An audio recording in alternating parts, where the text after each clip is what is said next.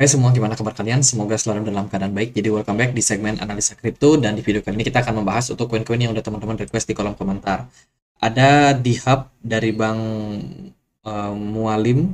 Mualimi ya, minta dibahas. Kemudian juga ada Bang Pupung minta dibahas untuk Juno dari ekosistem Cosmos. Teman-teman, kita akan bahas dua koin ini hari ini ya. Pertama-tama aku mau disclaimer, video ini dibuat berdasarkan dengan analisa pribadi. Yang kedua, aku mau mengumumkan bahwa kita akan lebih selektif lagi dalam hal membahas koin kripto, teman-teman. Jadi kita akan pilih mana yang benar-benar punya kemungkinan traffic yang lumayan bagus, teman-teman. Alasannya adalah di beberapa analisa kita sudah sangat-sangat banyak membahas ya koin-koin kripto yang teman-teman request di kolom komentar, bahkan tanpa filter. Teman-teman request ini dibuatkan. Tapi belakangan saya melihat bahwa, wah ini trafiknya nggak terlalu mendukung, teman-teman. Ternyata tidak terlalu diminati. Jadi saya akan ubah strategi, kedepannya saya hanya akan membahas koin-koin yang menarik untuk dibahas. Sementara kalau teman-teman request koin aneh-aneh, koin-koin micin yang mungkin diciptakan nggak jelas juga, kita nggak bakalan buat bahas, teman-teman. Jadi kita akan lihat permintaan, kalau banyak yang minta, oke kita bahas, tapi kalau enggak, ya kita nggak akan bahas. Kita akan lebih banyak berfokus sama koin-koin dengan fundamental yang bagus untuk dibahas. Oke, kita akan mulai pembahasannya dulu dari D-Hub, teman-teman. D-Hub ini adalah sebuah project entertainment aggregator, teman-teman. Jadi berhubungan sama yang namanya dunia hiburan. Kalau kita lihat langsung dari websitenya, di sini mereka punya beberapa produk. Yang pertama itu adalah produk movie atau film, teman-teman. Film yang bisa di-tokenize. Kemudian yang kedua ada game free fun rewarding. Ada arcade game sama immersive experience. Ini permainan. Yang kedua, yang ketiga adalah browser. Ini teman-teman bisa untuk melakukan apa namanya pembelian merchant ataupun apapun di aplikasinya. Jadi ada tiga hal yang menjadi fokus daripada project ini. Yang pertama adalah TV ya, TV. Movie, teman-teman, film, kemudian ada permainan sama ada shopping. Project ini karena berhubungan sama yang namanya Decentralized Entertainment Hub, ya kan tentu saja tujuan mereka itu berhubungan di dunia hiburan. Ini terakhir mereka punya di apps yang akan datang. Dia kasih announcement di 24 Agustus 2023. Per video ini dibuat tanggal 30 Agustus. Harusnya sudah meluncur. Ya, harusnya sudah meluncur dan kita sudah bisa menggunakan, teman. Oh, ini mereka ada peluncuran di September tanggal 27 ternyata. Jadi ada semacam penundaan sepertinya ya. Jadi ada aplikasi yang akan mereka luncurkan yang berhubungan dengan ya full movie. Kemudian ini bisa diakses mobile, teman-teman. Jadi siap-siap aja nanti tanggal 27 September teman-teman bisa perhatikan di Play Store atau App Store. Siapa tahu sudah launching untuk aplikasinya. Itu aplikasi aplikasi berhubungan sama dunia hiburan. Kemarin mereka announcement ini di tanggal 28 April mereka dapat award, teman-teman, Innovation Excellent Award. Wah, saya nggak tahu nih apakah ini benar dan inovasi apa yang mereka sudah bikin sehingga mereka dapat voting ya sampai 27.000 atas sebuah penghargaan. Apakah ini benar atau enggak ya nggak tahu pasti, teman-teman. Nah, ini kurang lebih website yang akan mereka bangun nih. Jadi tampilannya akan seperti ini, di mana teman-teman bisa untuk menonton film, video-video pendek mungkin atau beberapa durasi ya. Kemudian juga akan ada permainan dan juga akan ada fitur buat kita melakukan belanja, teman-teman.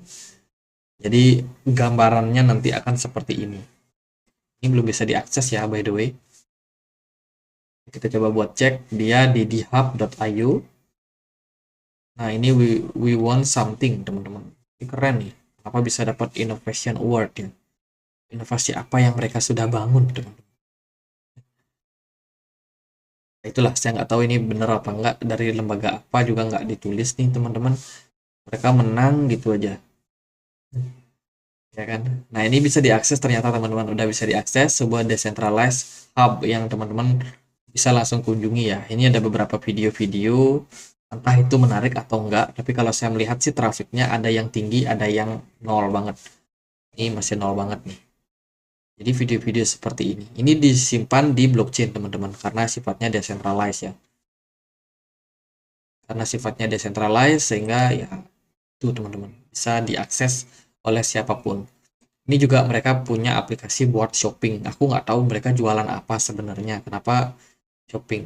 Oh, ini bisa nih ada starter bundle kayak logo gitu teman-teman. Bisa dibeli pakai BUSD. Ini bisa dipakai ya pakai BUSD. Penting nggak sih tombol kayak gini? Nggak tahu sih juga teman-teman. Tapi ada beberapa yang bisa dibeli. Selain itu ada luxury mobil. Ada mobil yang bisa dibeli teman-teman. McLaren, sorry, harganya sekitar 200.000 BUSD. Kemudian juga ada Mercedes J63 AMG, teman-teman. Kemudian juga ada ini nih, apa namanya, jam tangan, ya kan? Ini beneran bisa dibeli apa enggak sih? Kemudian ini pulau, ini dijual pulau guys. Beachfront Property, Batas Island. Wow. Ya itulah teman-teman. Apakah ada yang beli atau enggak? Ya kurang tahu. Kita coba lihat gamenya ya. Ini project lucu sebenarnya teman-teman. Ini gamenya teman-teman. Wah ini gamenya game Nintendo guys. Ya pertarungan Street apa namanya Street Slayer. Ini bisa dimainin. Tapi masih coming soon nih teman-teman, belum bisa dimainin. Kemudian juga ada Eightpool. Ya, Eightpool semua orang juga tahu ya kan. Bisa dimainin di Play Store. Ya itu sih, gitu sih projectnya guys. Kalau kita lihat dari harganya gimana nih? Kalau dari pergerakan market, by the way hari ini kita harus announcement kalau Bitcoin hari ini ngepump teman-teman, lumayan signifikan ya. Dari sebelumnya diperdagangkan di kisaran 26.000 something, dia udah naik sampai 27.600. Dan di hub sendiri nggak kemana-mana, pergerakannya masih tetap slow, sideways, tidak ada pergerakan. Justru dalam long term pergerakannya malah mengalami penurunan. Ketika dia listing di Gate.io sejak Februari 2023 kemarin, pergerakan harganya terus mengalami penurunan sampai sekarang bahkan nggak gerak. Teman-teman hati-hati kalau masuk koin-koin seperti ini. Koin-koin yang pergerakannya kurang begitu baik seperti ini menurut saya tidak terlalu layak untuk teman-teman perhatikan. That's why karena di channel ini banyak sekali membahas koin ya, kita udah sering melihat koin-koin kayak gini, teman-teman. Jadi nggak sangat tidak menarik untuk dibahas. Kemudian kita lihat dari jumlah total supply-nya, mereka punya 8 miliar, sementara yang beredar sekitar 4,3 miliar aja, separuhnya, tapi nggak gerak juga marketnya. Kemudian dari exchange dia hanya ada di Gate.io sama di SEX.io. Sangat-sangat kecil untuk likuiditasnya.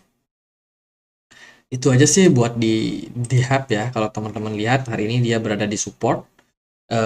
Kalau lagi bagus marketnya harusnya sih dia naik ya, marketnya naik, menguat kembali seiring dengan penguatan Bitcoin, tapi enggak teman-teman. Di hub sendiri enggak ngaruh sama pergerakan Bitcoin, dia justru tetap slow down, tidak bergerak kemana-mana. Next kita akan bahas si Juno teman-teman. Apakah Juno ini menarik ya sesuai dengan yang teman-teman minta buat dibahas. Juno hari ini diperdagangkan di kisaran 2.500. Juno sendiri merupakan sebuah project mana tuh?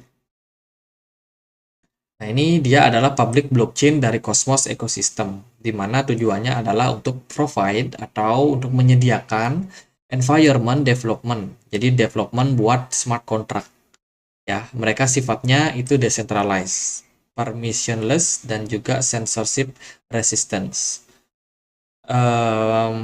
Ya, kita langsung aja masuk ke website resminya. Ini adalah website daripada Juno. junonetwork.io. Ini sebuah inkubator di mana dia menghubungkan banyak di apps di dalamnya ya. Kemudian ada smart contract tools dan juga DAO, teman-teman. Dia tersedia lebih dari 50 di apps yang bergerak di kontrak Cosmos. Jadi ini ada beberapa produk yang mereka tawarkan. Yang pertama adalah Decentralized Finance atau DeFi. Dia ada layanan AMM, Automate Market Maker. Kemudian juga ada DEX atau Decentralized Exchange. Ada fitur lending and borrowing juga. Kemudian ada fitur staking. Kemudian mereka juga punya GameFi teman-teman, gaming ya. Ini berbicara soal dunia metaverse game. Selain itu juga ada NFT atau non-fungible token dan juga sebagai privacy protocol. Jadi 4 pilar 4 project yang mereka punya. Ya itu sih teman-teman yang perlu dibahas. Ini tokenomiknya ketika mereka awal listing, mereka dipegang oleh sedikit core team. Sementara paling banyak itu dibagikan sebagai community stake drop. Artinya teman-teman staking baru dapat rewardnya. Nah, koin-koin dengan komposisi seperti ini, orang-orang staking nanti dia dapat reward. Apalagi ini ada kepemilikan dari community pool juga yang cukup besar. Hampir 50% itu tersedia buat community stake, ditambah lagi ada poolnya. Ini lebih dari mungkin sekitar 30%. Jadi kalau di total sekitar 80%, dan itu bisa didapetin kalau kita melakukan penguncian dalam bentuk staking atau dalam bentuk pool. Ini akan menimbulkan jumlah selling yang cukup tinggi. Harusnya developer mau pegang sampai ya 30% atau lebih mungkin ya, untuk mengamankan harga koinnya jangan sampai terlalu banyak ke market. Kalau kita lihat ini komposisinya dia lebih banyak di komunitas. Gitu sih. Apakah mereka udah punya project yang mereka sebutkan seperti DEX atau produk-produk lainnya? Saya sendiri belum terlalu melihatnya, teman-teman. Jadi kalau kita lihat dari Twitter, mereka masih cukup aktif ya, bahkan views-nya lumayan banyak juga, teman-teman. Ya itu sih, mereka ada beberapa listing juga di beberapa exchange baru, teman-teman, untuk mengembangkan yang namanya market yang mereka punya. Ini kayaknya gamenya ya yang mereka punya ya. Coba kita lihat pasarnya. Pasarnya sendiri dia ada di Osmosis, Kraken, kemudian Bitget, Maxi, dan juga Kujirafin. Sangat sedikit exchange yang bisa memperdagangkan koin ini, teman-teman. Lalu gimana untuk pergerakan dari chart Juno? Juno hari ini tidak terlalu terpengaruh kalau kita perhatikan dari pergerakan harganya ya. Ada kenaikan sekitar 4%, tapi Juno sendiri udah turun lumayan ekstrim, teman-teman. Nah, ini yang seperti saya bilang, koin-koin dengan jumlah community, kepemilikan community atau mayoritas dipegang oleh komunitas, itu rata-rata nyungsep. Kalau kita bandingkan dengan koin-koin yang banyak dipegang oleh dev. Kalau dipegang sama dev terlalu banyak, resikonya adalah devnya kabur rug pull. Kalau dipegang sama community terlalu banyak, resikonya adalah ketika unstick, ketika mereka udah selesai staking, kan jumlah koin reward yang mereka dapetin banyak tuh. Mereka akan buang ke market, teman. Jadi resikonya nyungsep juga. Juno sudah membuktikan harganya turun. Jangan masuk koin-koin seperti ini. Kalau kalian nggak mau makin miskin, teman-teman. Dari segi pergerakan volume, dia sangat tinggi. Mungkin karena ada selling pressure yang terjadi karena orang-orang udah dapetin reward nih, dia udah staking sekitaran 3 bulan kah atau 90 hari, atau mungkin stakingnya 30 hari, mereka udah dapat reward, cuan, mereka apa? Mereka jualan. Akibatnya harga koinnya drop, dari volume tinggi, smart money kosong. Tadinya bisa dilakukan dan pergerakannya akan kemungkinan terus mengalami penurunan seiring dengan jumlah dari liquidity yang terus ditambah. Jadi dua koin ini koin-koin aneh, teman-teman. That's why kita nggak akan bahas lagi koin-koin seperti ini di channel ini ya. Kita akan kasih pembahasan buat teman-teman yang masih request sampai hari ini. Nanti bulan September kita akan benar-benar selektif untuk memilih koin mana yang kita akan bahas. Demi meningkatkan ekosistem daripada ya channel YouTube ini, teman-teman. Buat teman-teman yang mungkin punya akun Telegram yang mau join dan berdiskusi di komunitas kami, kita punya ya, teman-teman. Buat diskusi, buat berbagi, analisa, news, atau apapun, teman-teman bisa cek linknya di kolom deskripsi. Jadi gitu aja. Semoga bisa bermanfaat, dan akhir kata saya Andri, makasih.